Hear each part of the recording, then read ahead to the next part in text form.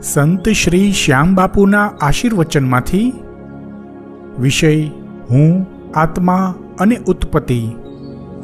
પ્રકરણ હું કોણ છું તેમાં વિભાગ હું કોણ છું નો સારાંશ. ભાગ 75.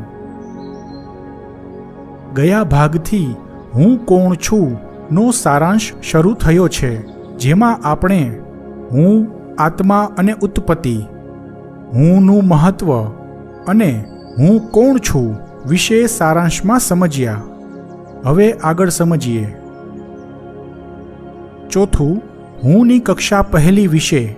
પહેલી કક્ષાના લોકોમાં ભૌતિક શરીરના ભાવ વધારે હોય, અધમ જીવન જીવતા હોય, અબુદ્ધ હોય. આત્મતત્વ અને આત્માના સૂક્ષ્મ ભેદ. નિર્જીવ અને સજીવ દરેકમાં આત્મતત્વ હોય છે જ, પરંતુ તે બધામાં ભેદ હોય છે.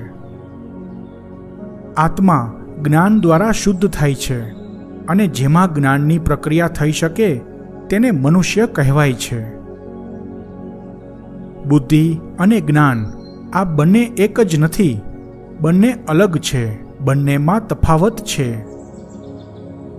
મનુષ્ય ફરી પશુ પ્રાણીના ગ્રુપમાં જન્મ ન લઈ શકે. ભૌતિક દુનિયામાં મનુષ્યની ઉત્ક્રાંતિ થઈ તે રીતે આત્મતત્વની પણ ઉત્ક્રાંતિ તેના ગ્રુપ પ્રમાણે થઈ.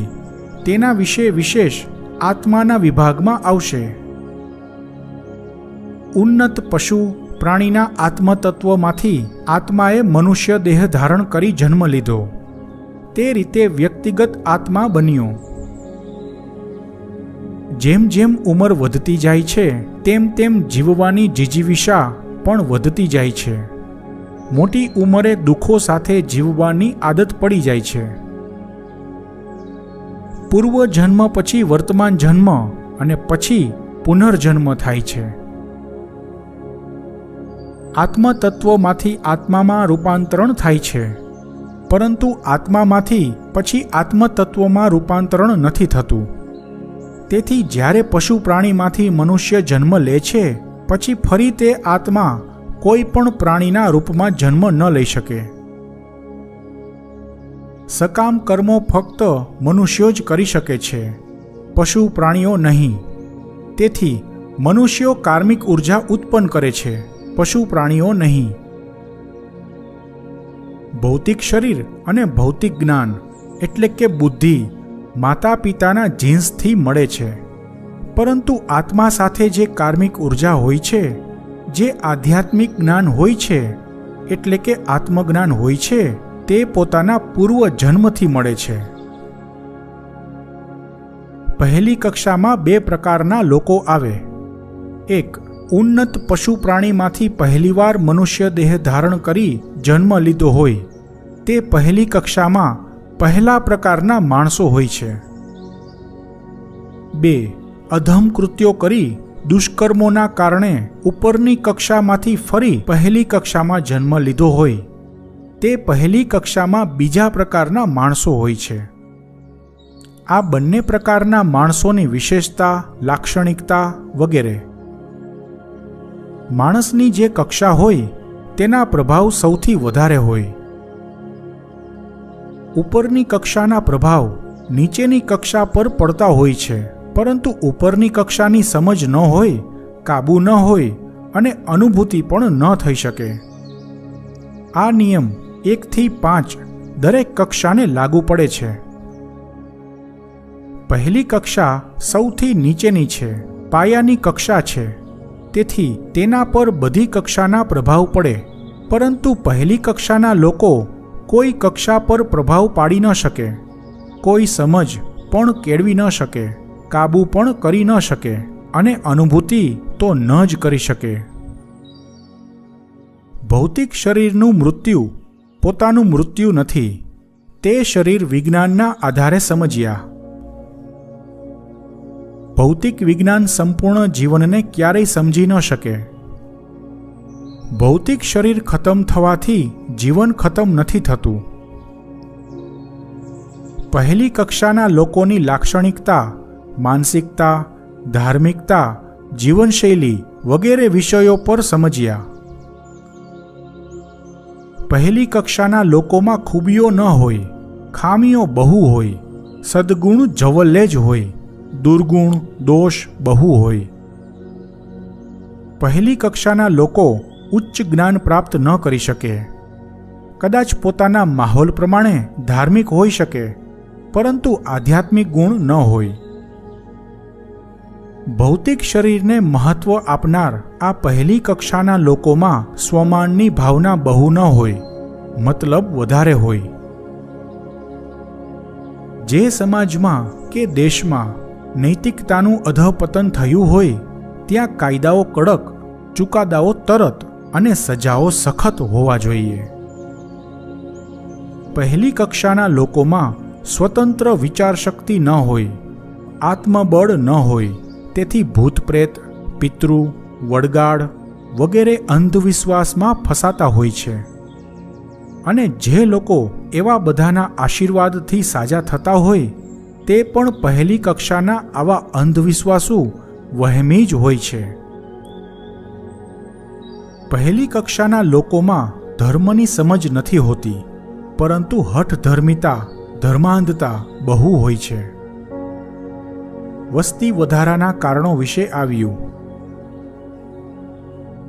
5. હુંની કક્ષા બીજી. આ ભૌતિક સંસારમાં સૌથી મહત્વ ભૌતિક શરીરનું હોય છે. પછી બીજા નંબર પર યાદોનું મહત્વ હોય છે. યાદો ન હોય તો ભૌતિક શરીર પણ ન હોય. બીજી કક્ષાના લોકો એકઠી કરેલી યાદોને મહત્વ આપનારા હોય તે વિશે આવ્યું. શરીર પછી યાદોનું ઘણું મહત્વ હોય છે તે સમજ્યા. તેમાં શરીરને કમ્પ્યુટર સાથે સરખાવ્યું. કમ્પ્યુટરમાં જેટલું મહત્વ મેમરીનું હોય છે, તેટલું જ મહત્વ ભૌતિક જિંદગીમાં યાદોનું હોય છે. યાદોનું બહુ જ મહત્વ હોય છે અનુભવ કરવા માટે, વિચાર કરવા માટે, વિકાસ માટે, માન્યતાઓ માટે, જ્ઞાન મેળવવા માટે વગેરે તમામ માટે યાદોની જરૂર પડે છે. જિંદગીમાં જ્ઞાનની પ્રક્રિયા થવી જોઈએ, તો જ પહેલી કક્ષાથી 5મી કક્ષા આવી શકે, અને 5મી કક્ષા આવતા તો અનેક જન્મો લાગે છે. જ્ઞાનની પ્રક્રિયા અનેક જન્મો ચાલતી હોય છે. માન્યતાઓ અને ધારણાઓ પણ યાદો દ્વારા જ કામ કરે છે. યાદોના 3 સ્ત્રોત વિશે આવ્યું. પહેલો સ્ત્રોત શરીરની યાદો, જે જીનેટિક કોડ હોય છે. આ યાદો સજીવ સૃષ્ટિમાં દરેકમાં હોય છે. તેના આધારે વૃક્ષો ઉગે છે, જીવન ચાલે છે. પ્રકૃતિ પાસે પણ યાદો હોય છે. આ યાદો દ્વારા જ સંસારમાં પુનરાવર્તન પણ થાય છે અને પરિવર્તન પણ થાય છે. તેના વિશે આવ્યું. આ શરીરની યાદોનો અનુભવ માણસ પોતે નથી કરી શકતો, પરંતુ તેનું શરીર તે પ્રમાણે જ કામ કરે છે, વૃદ્ધિ પામે છે અને ખતમ થાય છે. માણસ આ યાદોનો અનુભવ નથી કરી શકતો, તેમ તેમાં કોઈ પણ જાતના ફેરફારો પણ નથી કરી શકતો. તે યાદો જેમ હોય તેમ જ શરીર કામ કરે છે. આ યાદોમાં ફેરફાર થતાં અનેક પેઢીઓ બદલાઈ જાય છે. શરીરની યાદો રોમ, રીડ ઓનલી મેમરી પ્રકારની હોય છે. યાદોના 2 પ્રકારોને કમ્પ્યુટરની મેમરી સાથે સરખાવ્યા. શરીરની રોગ પ્રતિકારક શક્તિ, ઇમ્યુન સિસ્ટમ કઈ રીતે કામ કરે છે તેના 2 ઉદાહરણો આવ્યા. આ ઉદાહરણો દ્વારા એ પણ સમજાવવામાં આવ્યું કે સ્ટ્રેસ, એન્ઝાઇટી, તણાવ, ચિંતા, ઉપાધિ, ભય વગેરે તમારી ઇમ્યુન સિસ્ટમને બહુ કમજોર કરે છે, ભારે નુકસાન પહોંચાડે છે, તેથી બીમારી વધે છે. મહામારીની સામાજિક સમસ્યાઓ પર ટકોર આવી. માણસ કુદરત સામે લડવાને અસમર્થ હોવા છતાં અમે વિજ્ઞાન દ્વારા કુદરતનો સામનો કરી હરાવીશું, એવો માણસનો અહંકાર. અમે કોરોના વોરિયર્સ, આટલો બધો ત્રેવડ વગરનો ઘમંડ માણસમાં હોય છે. ઈશ્વરનો ધન્યવાદ કે અમને આ બીમારીથી સાજા કર્યા. આવી કૃતજ્ઞતા માણસમાં નથી. समय सब खा जाता है, छोड़ देता है यादों को.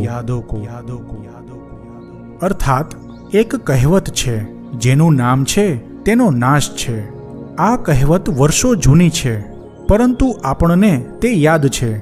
આપણે જેમની પાસેથી જે કંઈ શીખ્યા તે શીખેલું યાદ છે. શીખવનાર ચાલ્યા ગયા છે. સમય દરેકને ખતમ કરી દે છે. ફક્ત યાદોને સમય ખતમ નથી કરી શકતો. ફક્ત યાદો જ સમયની પકડમાંથી છૂટી જાય છે. સમયની જેમ યાદો પણ શાશ્વત હોય છે, સનાતન હોય છે. ફક્ત દિમાગ જ યાદોને યાદ રાખે છે એવું નથી. યાદોને તો સજીવ, નિર્જીવ સૌ સમાન.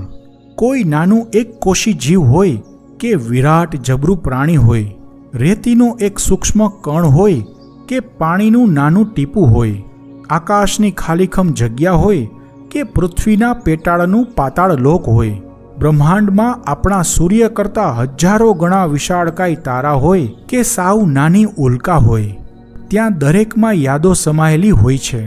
તે તમામમાં યાદોનો વાસ હોય છે. જ્યાં કોઈ પણ ચીજ હોય છે તેમાં તો યાદો હોય છે, પરંતુ જ્યાં શૂન્યાવકાશ હોય છે ત્યાં પણ યાદો તો હોય છે જ. યાદો આવી મહત્વની હોવા છતાં માનવીને યાદો જ્ઞાનની કક્ષામાં ફક્ત બીજા સ્થાન સુધી જ પહોંચાડી શકે છે. કારણ કે જ્ઞાન તો યાદોથી પણ ઉત્તમ હોય છે.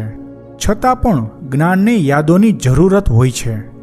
સૃષ્ટિની રચનામાં જ્ઞાન યાદો દ્વારા જીવંત રહી શકે છે. આવતા અંકમાં પણ વિભાગ હું કોણ છું નો સારાંશ ચાલુ રહેશે.